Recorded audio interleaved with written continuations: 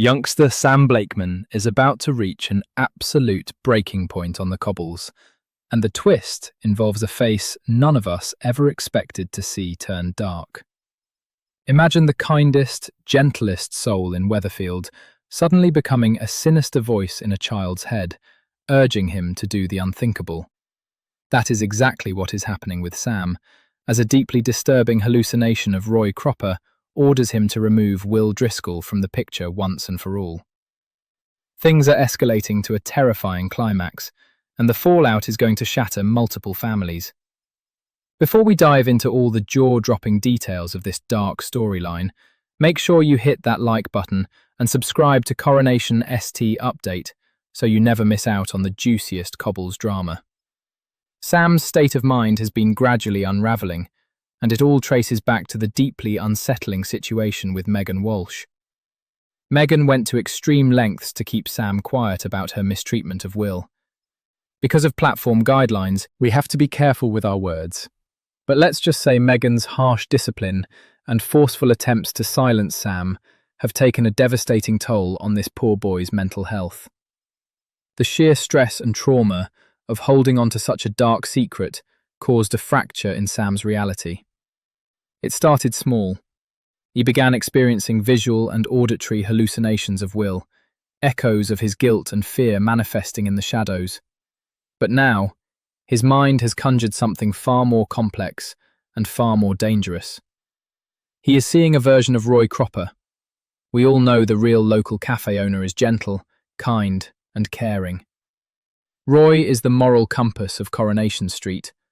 But the variation of Roy that exists inside Sam's mind is the complete opposite.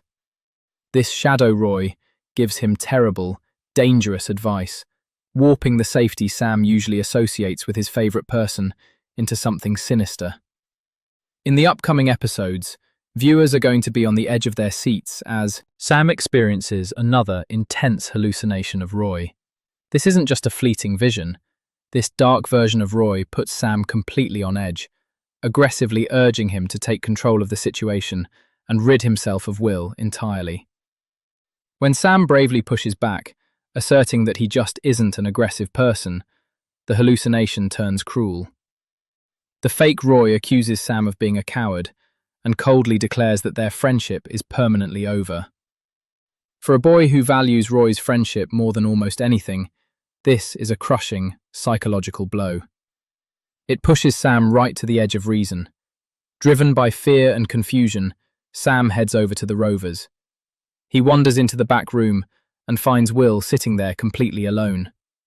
Will is deeply engrossed in an action-packed video game, totally unaware that Sam has even walked in, let alone the turmoil tearing through Sam's mind.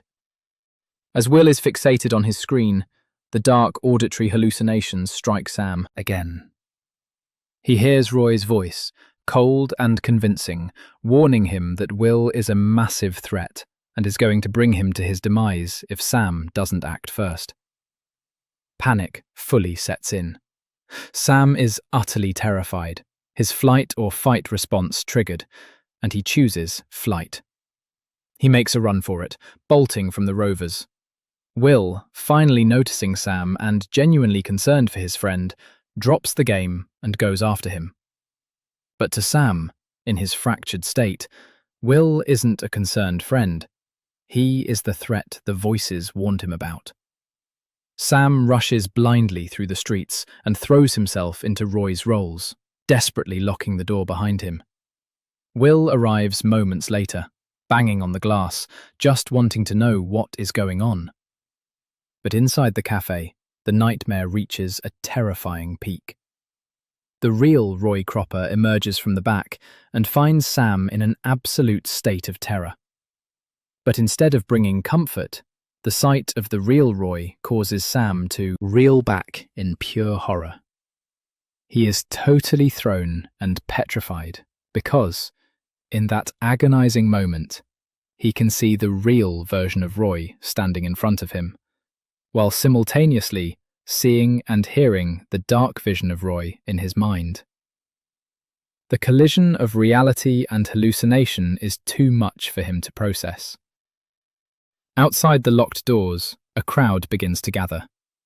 Nick Tilsley, Toya Battersby, Nina Lucas, and Leanne Battersby arrive, their panic rising as they pound on the glass, begging and pleading for Sam to just let them inside. They can see the terror in his eyes, but they have no idea about the dual realities fighting inside his head. This agonizing scene forces us to look at how things got this bad without anyone noticing. Ben Price, the brilliant actor who plays Sam's dad Nick, has shed a lot of light on this deeply emotional situation. He recently discussed how the incredibly complex co-parenting dynamic between Nick, Toya, and Leanne has, unfortunately, resulted in Sam slipping through the cracks. It is a heartbreaking reality of blended, fractured families. Ben explained that because Sam is splitting his time between two different houses, the adults might only be picking up on fragmented pieces of his behaviour. No one is seeing the whole puzzle. When Nick and Leanne were together, they were a united front. They were both seeing the same things every single day. But now, Nick isn't getting the full picture. The communication is broken, and Sam's deteriorating mental state hid perfectly in those blind spots. Ben Price also made a really important distinction about the dynamic between Nick, Leanne, and Toya. Even though Leanne and Toya are sisters, Nick's relationship with Toya is vastly different than the history he shares with Leanne. Nick and Leanne have a long, deeply rooted history, especially when it comes to raising children. They went through the agonizing journey with Oliver, the turbulent years with Simon, and navigating the early days with Sam. They had a shorthand when it came to parenting. With Toya, things are different. Yes, Toya is absolutely brilliant, and as a trained counsellor, she is naturally equipped to see the warning signs of a mental break. But Nick feels incredibly hesitant about opening up to her in the same way he did with Leanne. He is fiercely protective and hyper-aware that he is essentially Sam's only biological parent left in the picture. This hesitation, this pride, and this fear of overstepping has created a barrier that prevented Sam from getting the urgent help he needed before the voices took over. As the agonizing ordeal at the cafe continues to unfold, the situation takes another desperate turn. Sam manages to slip away, disappearing into the maze of Weatherfield. His family is left in absolute turmoil, sick with worry about where he has gone and what he might do, driven by the dark whispers of his mind. The search is frantic, but it is actually Carla Connor Swain who eventually finds him hiding out in the precinct. Carla is not someone you typically associate with gentle childcare, but when she spots Sam, she instantly notices the sheer, unadulterated fear written all over his face. Her instincts kick in. Carla immediately does her very best to reassure the trembling boy, keeping her voice steady and calm while slowly reaching for her phone to call Nick.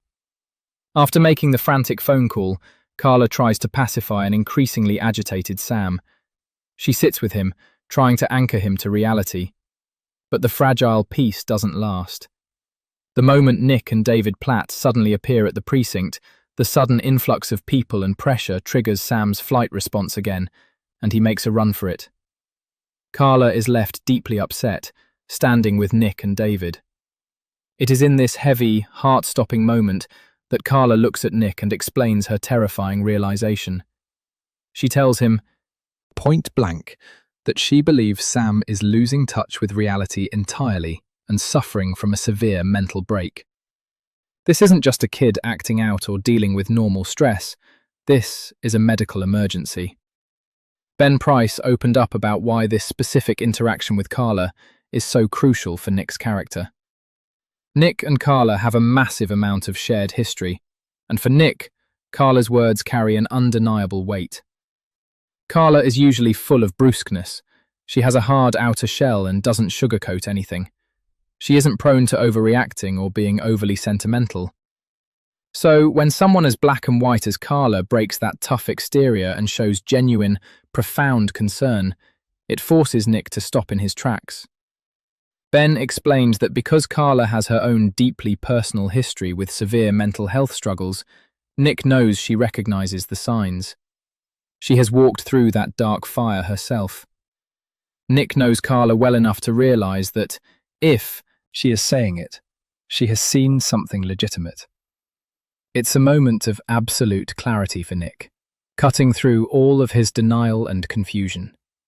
It makes him finally sit up, take notice, and accept the terrifying reality that his little boy's mind is actively working against him. This storyline is pulling in so many legacy characters and using their rich histories to elevate the drama, making it one of the most compelling arcs on the street right now. It is a masterclass in weaving past trauma with present crises. And we absolutely have to talk about the performances, because they are nothing short of phenomenal. Reflecting on the dynamic he shares with his young co-star, Jude Reardon, Ben Price couldn't help but smile with immense pride. He opened up about how much he wants Jude to shine, and how brilliantly the young actor is stepping up to the plate. Ben noted that when you are working with someone who is just discovering their true power as an actor, especially while navigating such heavy, adult-themed material, it is genuinely amazing to watch.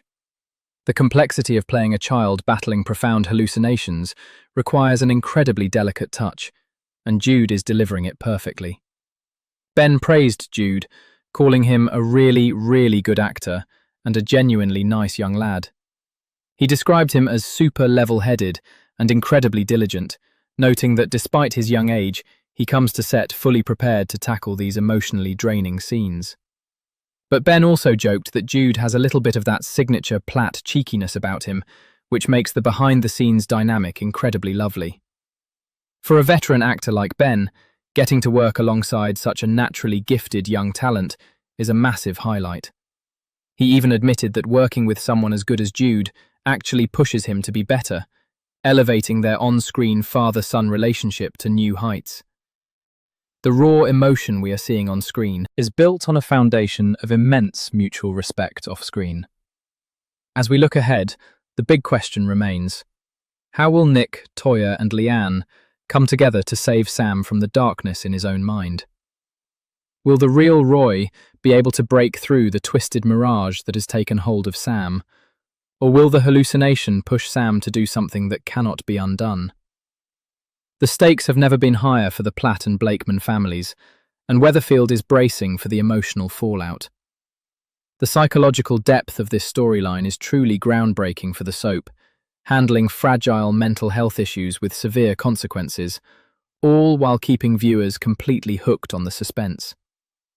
We are going to be tracking every single development of Sam's heartbreaking journey, the shifting dynamics between Nick, Toya, and Leanne, and Carla's surprising role as the voice of hard truths. You absolutely do not want to miss what happens next as this gripping narrative unfolds. Thank you so much for tuning in, and please don't forget to like this video, leave a comment with your thoughts on Sam's storyline, and subscribe to CoronationST Update for all the latest spoilers, news, and deep dives into your favourite Cobbles drama.